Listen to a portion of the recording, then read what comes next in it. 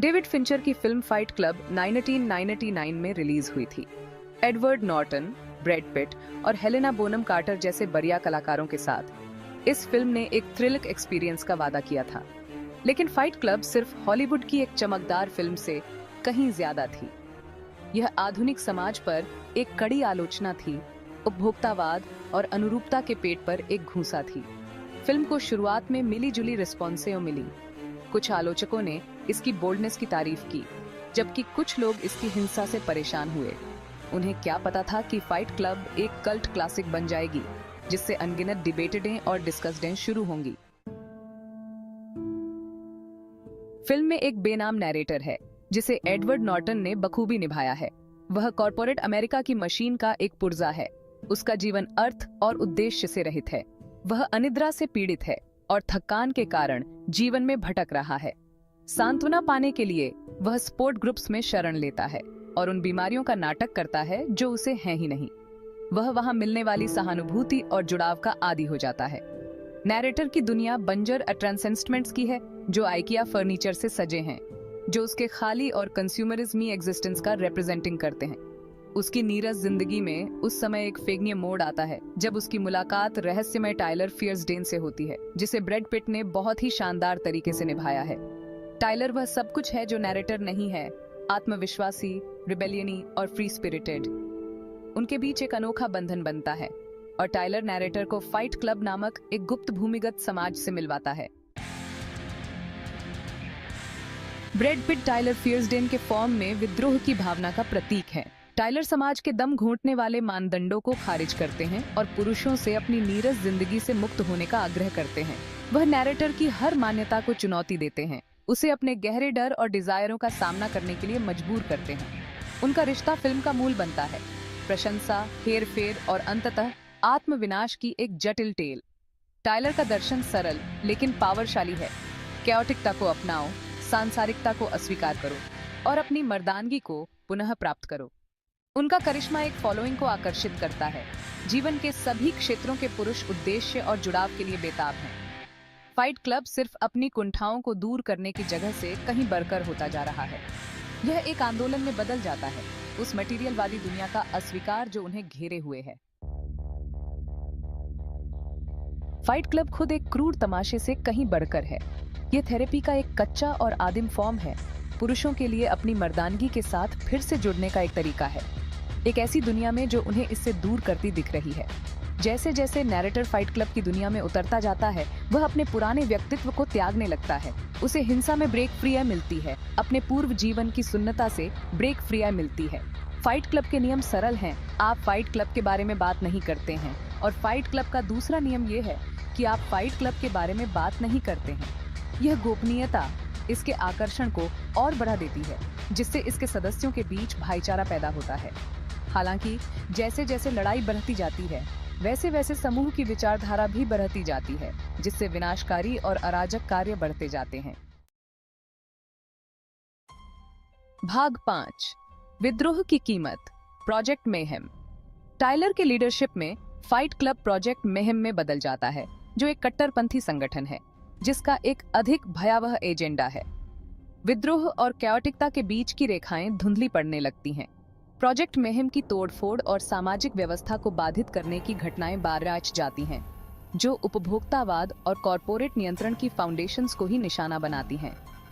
Narrator खुद को कैओटिकता के रोमांच और इस बढ़ती एहसास के बीच फंसा हुआ पाता है कि चीजें बहुत दूर चली गई हैं। वह टाइलर की बढ़ती चरम विचारधारा से जूझता है, उनके विद्रोह की असली कीमत पर सवाल उठाता है। फिल्म कैओटिकता की मोहक प्रकृति को कुशलता से चित्रित करती है। यह कैसे चेंज की इच्छा आसानी से खतरनाक और विनाशकारी चीज में बदल सकती है। भाग 6, ऐसा ट्विस्ट जिसकी आपने उम्मीद नहीं की होगी। फाइट क्लब अपने चौंकाने वाले ट्विस्ट के लिए जाना जाता है, एक ऐसा खुलासा जो पूरी कहानी को ही बदल देता है। यहाँ इसका खुलासा करना उन लोगों के साथ अन्याय होगा जिन्होंने फिल्म नहीं देखी है, लेकिन आपको बता दें कि यह ट्विस्ट महज एक नौटंकी नहीं है। ये एक शानदार कथा कथन युक्ति है जो पात्रों और उनकी प्रेरणाओं में गहराई की परतें जोड़ती है। ये दर्शकों को फिल्म के बारे में जो कुछ भी पता था उस पर सवाल उठाने के लिए मजबूर करता है, जिससे इसके विषयों की गहन जांच होती है। ये ट्विस्ट कहानी कहने का एक मास्टर क्लास है जो क्रेडिट रोल के बाद भी एक स्थायी इम्पैक्ट छोड़ता है। भाग 7, मर्दानगी को बेनकाब करना, एक नए तरह का मैन। मूल फॉर्म से फाइट क्लब संकट में घिरी मर्दानगी की पड़ताल करता है।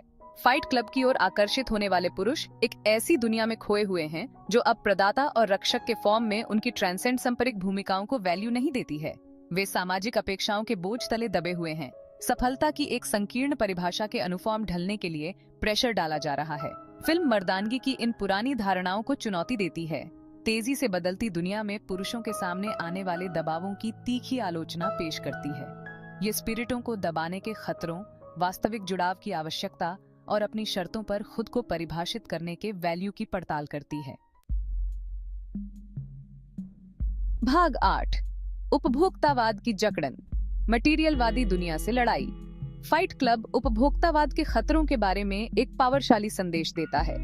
नैरेटर का इनिशियली एम्प्टीपन भौतिक संपत्ति के प्रति उसके जुनून से उपजा है, एक ऐसा शून्य जिसे वह आइकिया फर्नीचर और डिजाइनर कपड़ों से भरने की कोशिश करता है। टाइलर फियर्सडेन इस कंज्यूमरिज्मी मानसिकता के विपरीत हैं, जो लोगों से विज्ञापन के आकर्षण और भौतिक संपदा की खोज को अस्वीकार करने का आग्रह करते हैं। फिल्म का तर्क है कि सच्ची संतोषी आपके पास क्या है से नहीं, बल्कि अनुभवों, जुड़ावों और पर्पसपूर्ण जीवन जीने से मिलती है। यह एक ऐसा संदेश है जो फिल्म के रिलीज होने पर जितना प्रासंगिक था, आज भी उतना ही प्रासंगिक है। भाग 9, कैओटिकता और आत्मखोज की लेगेसी। फाइट क्लब ने लोकप्रिय संस्कृति पर एक अमिट मार्क छोड़ी। इसके विषयों ने एक ऐसी पीढ़ी को प्रेरित किया जो उपभोक्तावाद से मोहभंग कर रही थी और तेजी से बदलती दुनिया में पहचान की तलाश कर रही थी। फिल्म की इमेजरी, संवाद और पात्र प्रतिष्ठित हो गए हैं। मर्दानगी, उपभोक्तावाद और विद्रोह की प्रकृति के बारे में अनगिनत डिस्कस्डों और डिबेटों को प्रेरित करते हैं। फाइट क्लब ने सिर्फ एक कहानी नहीं सुनाई, इसने एक सांस्कृतिक बातचीत छेड़ दी। इसने दर्शकों को यथास्थिति पर सवाल उठाने, अपनी असुरक्षाओं का सामना करने और सामाजिक अपेक्षाओं के दायरे से परे अर्थ सर्चने की चुनौती दी। भाग 10, बॉक्स ऑफिस पर फ्लॉप से लेकर कल्ट क्लासिक तक का जर्नी। अपनी इनिशियली मिली-जुली प्रतिक्रिया के बावजूद फाइट क्लब को धीरे धीरे एक कल्ट फॉलोइंग मिली। इसके विषयों ने दर्शकों के साथ एक गहरे स्तर पर प्रतिध्वनित किया, एक आधुनिक क्लासिक के फॉर्म में अपनी स्थिति को मजबूत किया। मर्दानगी, उपभोक्तावाद और पहचान की तलाश के बारे में फिल्म की पड़ताल आज भी दर्शकों को लुभाती है। इसका संदेश कालातीत है, जो जेनरेशनगत सीमाओं को पार करता है। फाइट क्लब बोल्ड कहानी कहने की शक्ति और सांस्कृतिक बातचीत को जगाने की क्षमता का प्रमाण है, जो क्रेडिट रोल के बाद भी लंबे समय तक बनी रहती है। भाग 11, फाइट क्लब का स्थायी प्रभाव। फाइट क्लब एक ऐसी फिल्म है जो आपके साथ रहती है। पहचान की इसकी पड़ताल, उपभोक्तावाद की इसकी आलोचना और मर्दानगी का इसका कच्चा चित्रण आज भी दर्शकों के साथ गहराई से प्रतिध्वनित होता है। फिल्म का संदेश पहले से कहीं अधिक प्रासंगिक है, जो हमें अपने आसपास की दुनिया पर सवाल उठाने और अपने रास्ते खुद बनाने की याद दिलाता है। यह एक ऐसी फिल्म है जिसे देखने, चर्चा करने और बहस करने की मांग की जाती है, और शायद यही इसकी शक्ति का सबसे बड़ा प्रमाण है। फाइट क्लब सिर्फ एक फिल्म नहीं है, यह एक एक्सपीरियंस है, एक प्रोवोकेशन है। आपके पेट में एक ऐसा घूंसा है जो आपको उस हर चीज पर सवाल उठाने